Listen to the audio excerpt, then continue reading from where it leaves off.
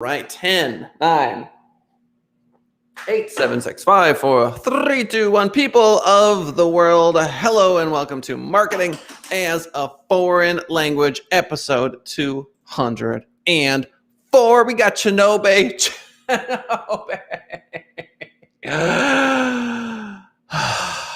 You have no idea. How good this episode is gonna be. You see, I was on Reddit and just doing my thing, just being a nobody on Reddit. And on the front page, there's Kinobe killing it musically. Killing it. Totally killing it. And I was thinking to myself, you know what? I see his Instagram handle right there. I'm going to go ahead. I'm going to shoot him a little Instagram message. I'm going to slide into his DMs and said, hey, why don't you swing on by my show? And guess what? He did. Yes. This dude has traveled over 65 countries. He's like a musical saint. You understand me? This dude is a philanthropist. He makes, I want to say makes, he can correct me if I'm wrong. The instruments he plays are handmade. They're incredible. He's an ambassador as far as I'm concerned. And we just backstage had a great conversation about whether or not music is meditation in the Buddhist sense. And it absolutely is. We both agree on that.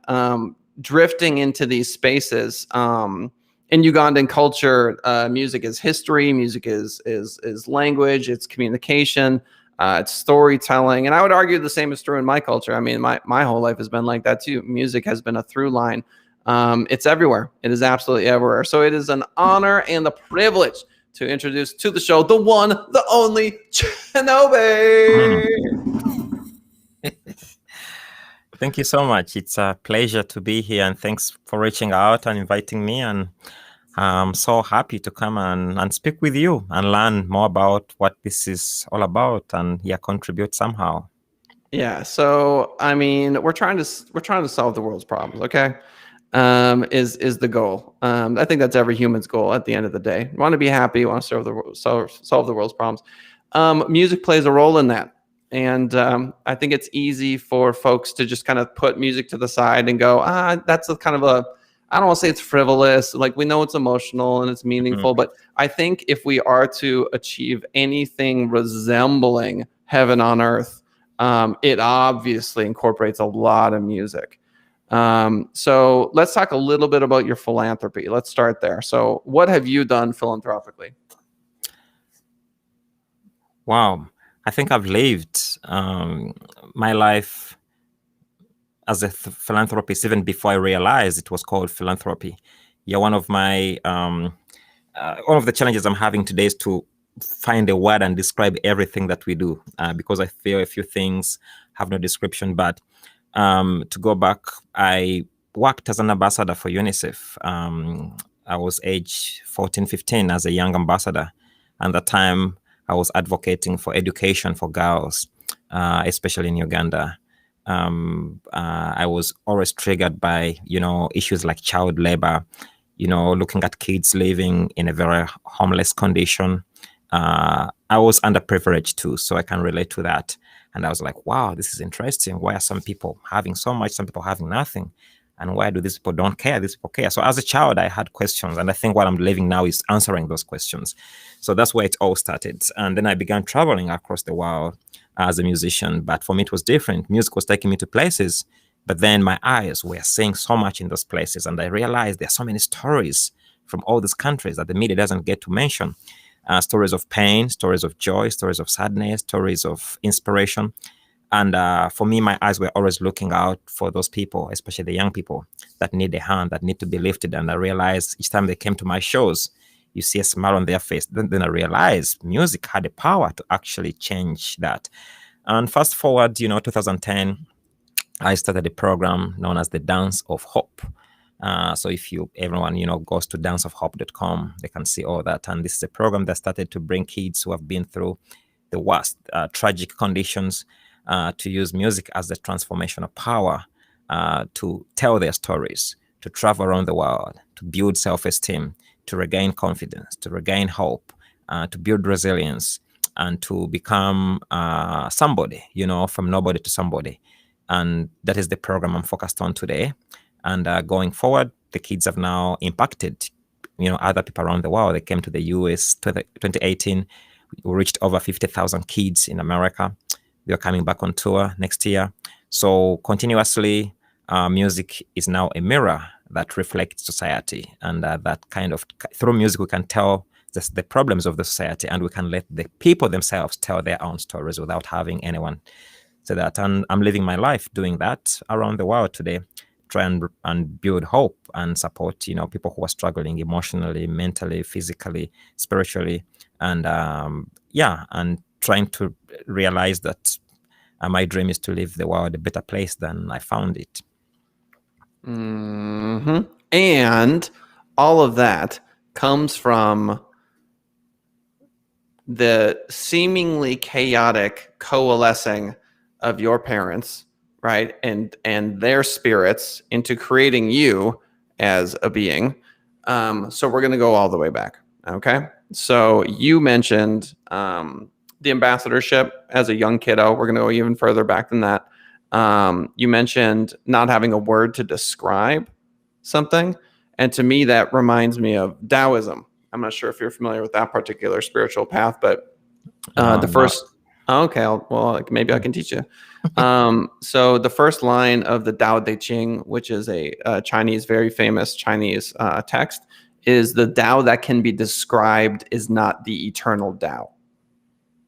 Right. So it's basically the Tao that can be named is not the Tao. So the idea is that we're trying to describe something that is indescribable. And that's the best definition for something that's indescribable, is that you can't actually describe it. And so your life, to me, has taken this incredible arc, and there's so much left, right? And so I want to get to the root of it, right? I want to get to the root of how you have, talking about roots in over 65 countries, how you've become a global citizen, okay? And I'm wondering about when you were a kid, what your parents were like, and how the opportunities present themselves. Because let's face it, there are a lot of people who want to be living the life you're living. Now, you may be loving it some days and hating it other days and suffering sometimes and having joy. I mean, you're a human being, so you're experiencing all of it. But I am fascinated by how that manifested, and I want the whole deal, okay? So let's go back to your parents. What were they like? What are they like? Yeah, my parents, I think today when they see me today and what has happened in my family, I'm very sure we don't talk about it often, but I'm very sure they have a flashback several years ago when we were children. Because frankly speaking, everything that is happening now was a dream. I used to say to them, was a desire and was a passion. And my life has been evident that actually you can have a path, you can have a passion and be resilient and chase that dream until you accomplish it. I only had no idea how I was going to accomplish, what I've accomplished. So growing up, I grew up in a very underprivileged family in terms of, they didn't have a lot of money. We didn't have a TV in the house. We didn't have electricity. We didn't have good beds to sleep on. I'm just giving an example. So we are so unplugged from the world in terms of communication, sleeping on the mat. Luckily, unlike many other kids, we had so much love. Our parents, at least they were there, they were present. And that's the big difference between us and other kids who haven't had good parenting. So now the interesting thing is in my family before us, about me and my siblings, my brothers and sisters, we have had no one take up music professionally to tour or perform, even in Uganda, even do a public show. So you can't say, is that like a family thing? No. So, but where we grew up, it was interesting. My parents had a home which was located near the King's Palace. And I'm talking about walking 10 minutes to the palace. And the palaces in Africa are different from here. The palace I'm talking about is a place, it's an open court. And there's music that happens in the palace all day, all night, every time. you have what they call the royal court musicians. So 5 a.m. in the morning, we hear the drums play. Oh my God.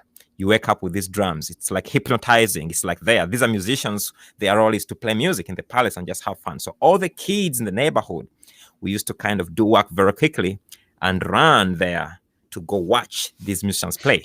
So our parents never stopped us from doing that because they realized that's where we found peace to be. So imagine every day you come, you watch musicians playing for 8 hours. You wait until they have a break to either take lunch. So you have like 10 minutes to go and touch those instruments. So that was the moment we all wait for as kids. We're sitting there but as you're listening, you're absorbing all this music because you're listening to it every day. So that was my childhood. And then so let me stop right there. Yeah. So again, the point of this show is not to rush, right? We want to get that in that we'll have you back, so maybe we'll get to like 6 years old today, and there's nothing wrong with that. We'll have you back, and then maybe next episode we'll get to when you're 9 years old, right? So okay. All right. Uganda. Your parents, not wealthy people by any stretch of the imagination. Yes. There is no electricity in the house. Yes. But there's love, and they're together, and that's a lot more than a lot of people can say. Absolutely. That was the big difference. Yeah. It's everything. And so they're loving each other. They're setting a good example for you. And there is a royal palace not too far away, you could say, with an open court with these musicians. Okay. Yes. So the sound of the drums wakes you up. That's right. But I also have to mention that families, for example, that were struggling to feed their kids sometimes used to leave their kids go to the palace because when they go there, they can get free meals, So there is a silver lining to everything. There are kids that came there that had no food.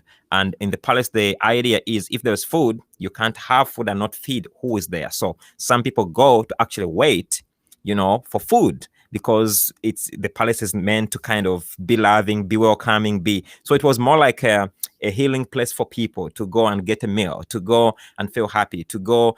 Today, you'd give an example of maybe church, maybe a place you can go and feel some kind of comfort. So my parents knew that, if we went to the palace, we are not spending our time doing crazy things. We were around elders. So there was a peace of mind to them for us, going there. That's what I wanted to mention. Yeah. I love that. It's funny to me. I think, and I'm guilty of this, of looking at real estate and putting a price tag on it. Oh, that house is worth $300,000, or that over there, that penthouse is $1 million penthouse. Oh, it's so nice, right? The world has all the value of all the money everywhere. And if you look at your travels internationally, what you've seen and what you've experienced, you've walked across trillions of dollars of real estate, right? You don't have to own it. Mm-hmm. And what really matters is the spirit of the space. And so you may not have had electricity in that house, and you may not have had an internet connection and Wi-Fi, but you were close. You were 10 minutes away from the entire generational wealth of that community in the form of the elders, in the form of the traditions of the music. You were close enough to hear the drums because it was that close. And fluency in language requires, I shouldn't say fluency, I'm talking about like mastery of any language requires you to start learning it by like age 8, 9, 10. So like, for example, when I speak Spanish, people know I'm not a native speaker, right? Because I started learning at like 13. I've studied it since then religiously. So my Spanish is very good, but you'll always know. And for you, you were immersed in this from a very early age. And so to me, it reminds me of Magnus Carlsen, who is a world chess champion. Chess is a language too. It's just like music. It's just a language. You look at certain positions, you're like, oh yeah, this has a certain feel and it's better for this position, whatever. So how fortunate you were, how fortunate you were to be born in that particular place, in that particular family. That's true. Now looking back at it, you're absolutely right. Like if I was born in a different village in the same country, I would have taken a whole different path. And for me, from what you mentioned, excuse me, it's now that I realize, because you have to look at where you are now and you start walking steps back since the beginning. And everything is about a decision that was made, either by the first 10 years, the decisions were made by my parents, but that impacted so much the school where they took us. So for me, the place, and that's why regardless of where you go, you always have a connection to the place that feels like home. Yeah, and the palace to me, it's like Shangri-La, the way I'm envisioning it. It's like heaven. It seems like this heavenly place. If you're hungry, they'll feed you. There's always music all the time. I'll share with you a somewhat interesting point in my life. I was in a parade with a bunch of Hare Krishnas. Do you know the Hare Krishnas?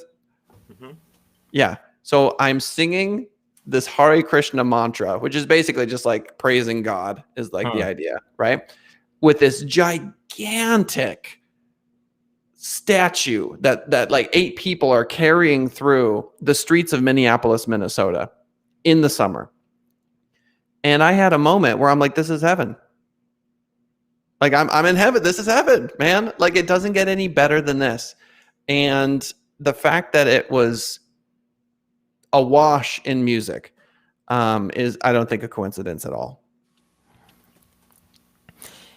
Yeah, it's only that when things happen at that time, you can't really think of how important those moments are going to be. And sometimes it takes 5 to 10 years in the future to realize that, wow, all this has happened because of that one decision. Because for me, like that time, going in the palace, playing this music as a kid, imagine you're walking there, with no shirt, pants torn apart. You're really what you would call today. It's an image, and that's why I don't think of poor countries and rich countries, because countries that are called poor, they're called poor only in the eyes of the West and other people. But those countries have a lot of social happiness that you don't see here. They have a lot of community joy that you don't realize. So, unfortunately, people have determined. People kind of today, the perception being peddled is like, money is what makes countries rich. Mm-hmm. And that is far from real, because actually I have a saying that some people are so poor because the only thing they have is money. One.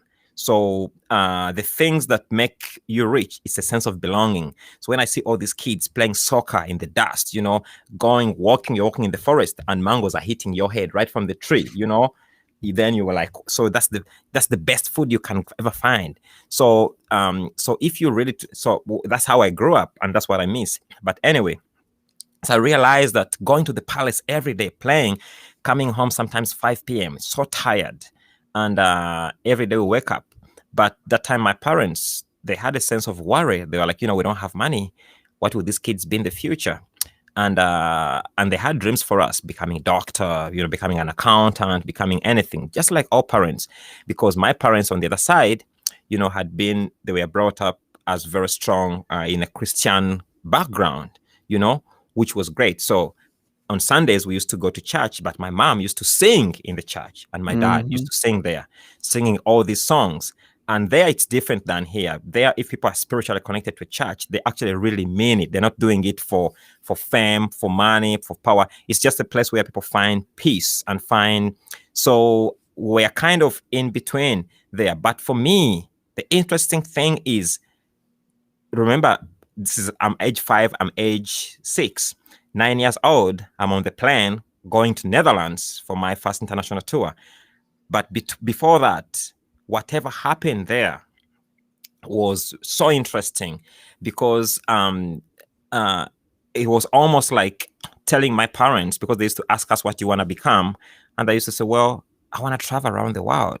And my mom was like, well, but that's not a job. I'm like, yeah, but I feel. Then she was like, well, so if you travel around the world, then how will you make a living traveling around the world? I was like, I don't know. Somehow I feel when I travel around the world, I'll make a living with that. She was like, yeah, right. So in her mind, she was like, wow, this is just a kid kind of, that's really funny. Um, um, and honestly, I had no idea how I would travel, but it was a passion. I had it in there. So age 6 years now, I have to start school. My dad wants to bring me to this school in Kampala, in the city. It's very expensive. My parents can't afford it. But because the school was kind of half Indian and half African, my dad really wanted us to have that kind of education that allows us to be part of different cultures. And that is where everything changed. I get there, and the school has a music program. And they had no idea I play music. But remember, the last 5 years I've been playing music in the palace. And they see me, and they put me in the music ensemble. And the school was working on competitions to go for the National Children's Festival. So they put me in there at age 8. I was the youngest. We kind of go and compete. We come number 1. And before we know it, now we are being sent to Europe to go to the World Children's Festival. And wow, that was the craziest moments. I come home, I tell my parents, we are going to Netherlands. They're like, yeah, right, Netherlands. They had never been on a plane anywhere. So it was almost like impossible to imagine that this could even happen. But I remember in the village where I grew up, it was like news for everyone. It was my neighbors, because remember I had no shoes. I remember the day I went to Germany, to Europe, I had to borrow shoes. I had no pair of shoes to actually go. I had no clothes to wear. I had to borrow clothes from neighbors. I visibly remember each and every moment, like you have an opportunity. It's open because of the talent, because of the work you're doing. So that is the moment for me that made me realize music was my key to unlock every door and every place and every country and everywhere I want to go. And for my parents, they never, and I have to be very careful saying this, because what happened now, my parents, my dad as a teacher had lost a job. My mom wasn't working. So they were like, well, we have to, now music became like the insurance. So my school said, we shall give Kinobe a free education because of his musical talent. So then my parents had no choice because they could not afford to keep me in school. So music kept me in school. And for me, I knew like without music, I have no school. So it was more like insurance, So then it became... We gotta stop there. We gotta stop there, Kinobe. We gotta stop there. I'm a smart guy, but I'm not infinitely smart. I'm trying. So here's one of the reasons why this show is called Marketing as a Foreign Language is because I consider the lifetime of any individual to be a foreign language, right? So if I really know Kinobe, then I know the whole story, right? I got pretty much, and then the marketing bit is let's be honest, we live in a capitalist society. Like you gotta put up or shut up. Like with you had to have the musical skill, otherwise they're not letting you in that school. Yeah. Right? You had to market yourself. You had to play the music for the right people. It had to hit their ears, and then they paid you in free schooling.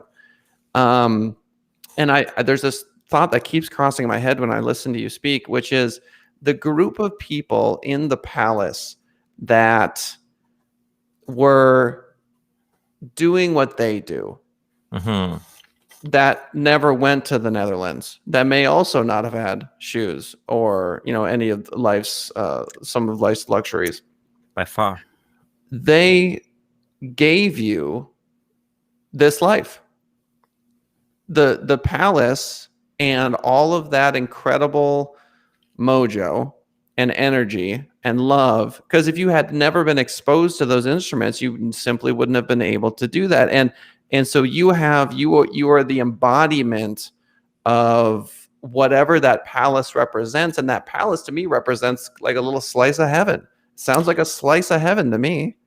Every day I think about that, it almost brings me to tears. In my life, my emotional times have been when I recall the people that gave me so much, that didn't realize that what they're handing me would be the pathway. And all of them, none of them got half, even quarter of the opportunities I have. A lot of them cannot speak English. They can't. A lot of them never went to school. A lot of them lived for music, never got paid a penny for what they do. And that reminds me today, it's the same thing. American, European scholars go to India, to Nepal. They sit down with all these wise men and speak to them in 2 months. They come back here, write a book, and become experts on some other culture.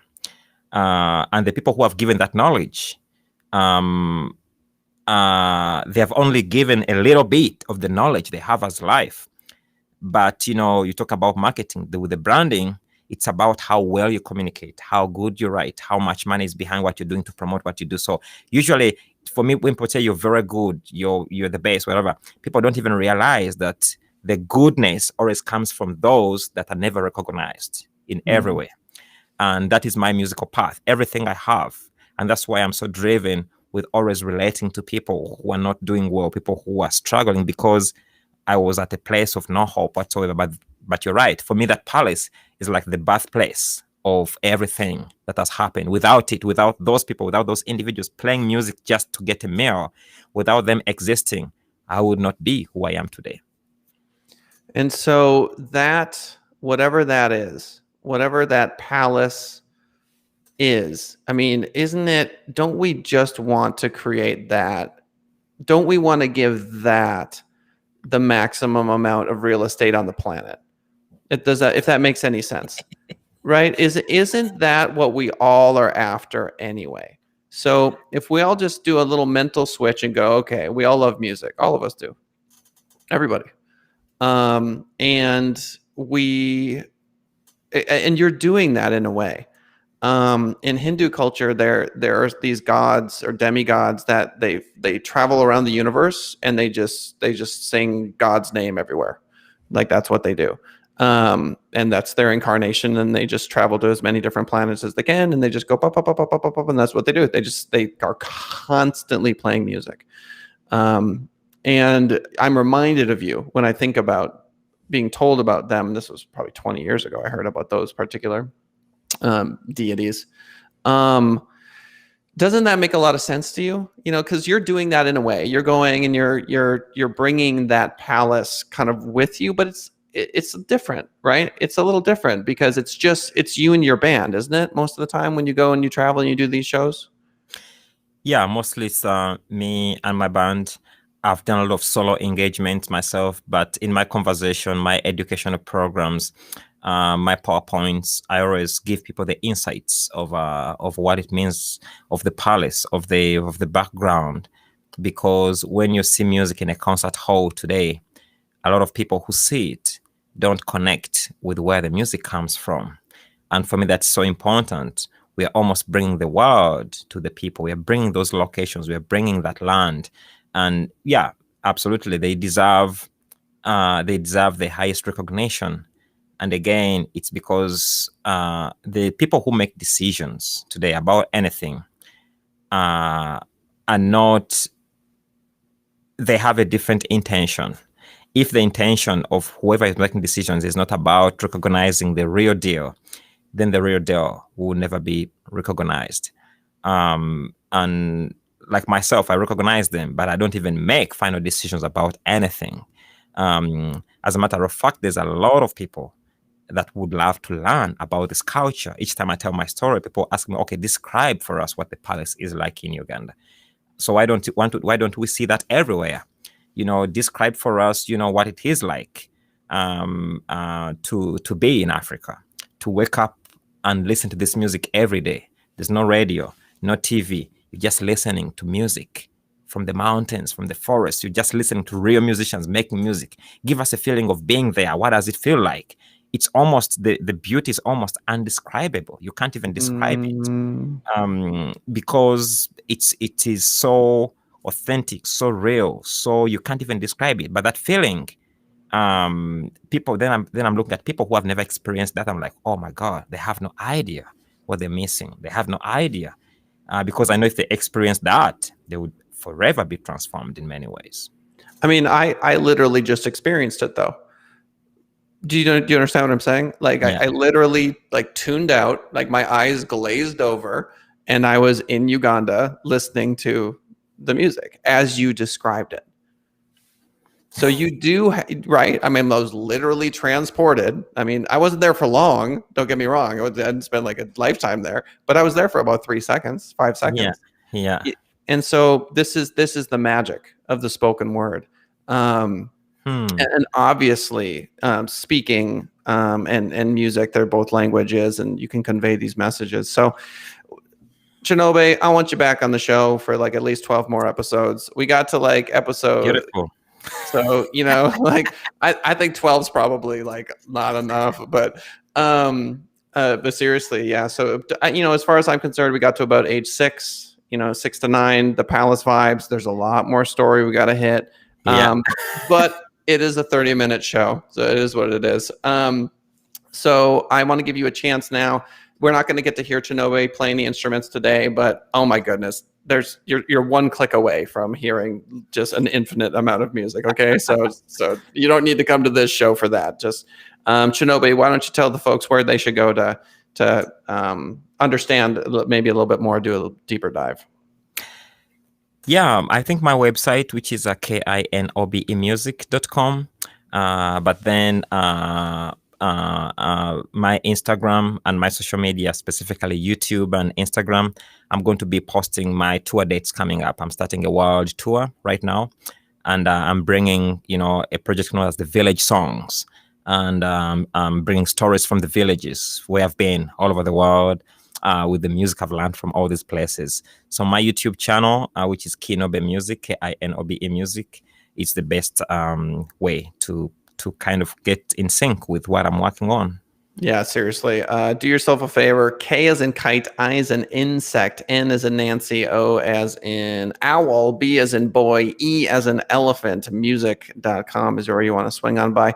Ladies and gentlemen, Marketing is a Foreign Language, live every 10:30 a.m. Monday through Friday on iTunes and Spotify and a whole bunch of other podcast platforms after the fact. Join us for the live show at youtube.com/Send It Rising, which just so happens to be the name of my advertising agency. Ladies and gentlemen, oh yeah, you felt it. Don't deny it. Kinobe vibes. Final word, Kinobe. We'll say goodbye to the fine folks. Yeah, we are all making the world a better place, and it's all our responsibility. So I look forward to connecting with you all, and let's make it even more beautiful. Thank you. Thanks, Kinobe. Bye for now, everybody.